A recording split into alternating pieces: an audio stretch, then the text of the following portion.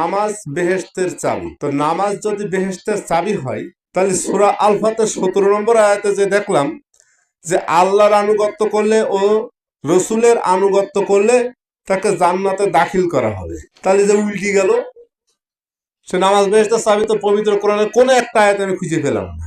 তাহলে বেহেশতে যেতে গেলে রসুলের আনুগত্য করতেই হবে, তাছাড়া আপনি জান্নাতে দাখিল হতে পারছেন না। তাহলে জান্নাতে দাখিল হওয়ার জন্য ওই তালার চাবি কিরা হইল? রসুল, তার বাদে তো আর অন্য কেউ তো না। তাহলে বর্তমান সময়ে যারা বলছেন যে পৃথিবীতে আর কোনো রসুল নাই, তাহলে এই মানুষগুলো তো একটাও জান্নাতে যেতে পারবে না। যদি এখন আর পৃথিবীতে রসুল না থাকে, তাহলে আর কোনো মানুষ জান্নাতে যেতে পারবে? কারণ জান্নাতে যাওয়ার চাবি হচ্ছে রসুল। এই কারণে পবিত্র কোরআনের ভিতরে আল্লাহ সূক্ষ্ম জ্ঞানী ও সুকৌশলী, যার কারণে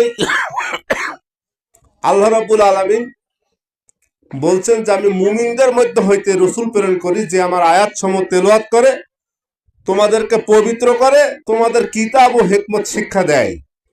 তাহলে এই রসুল থেকে গেল মুমিনদের ভিতরের থেকে। আজকে যার ওরস মোবারক করছি, আতায়ে রসুল খাজা গরিবে নেওয়াজ মঈনুদ্দিন চিশতি রহমতুল্লাহ আলাইহি, তিনিও একজন মুমিন থেকে রসুল ছিলেন। তা যদি না থাকতো, তাহলে তৎকালীন সময়ের মানুষগুলো ওই বেহেশতে যাওয়ার কোনো রাস্তা ছিল না। তাহলে বর্তমান সময় সম্মুখ গুরু, যার গুরু তার রসুল। আর এই রসুল যদি না থাকে, তাহলে আপনি বেহেশতে যেতে পারছেন না।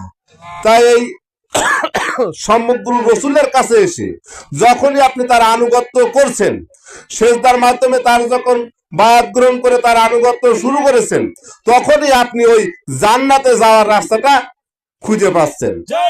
এই কারণে সময় স্বল্পতার কারণে যারা এখনো তরিকতে আসেননি, তাদেরকে অনুরোধ করব, একজন সম্মুখ গুরু রসুলের কাছে এসে আপনি জান্নাতের চাবিটা নিয়ে যান। এই কথা আহ্বান রেখে আমি আমার সংক্ষিপ্ত কথা এখানে শেষ করছি। জয়।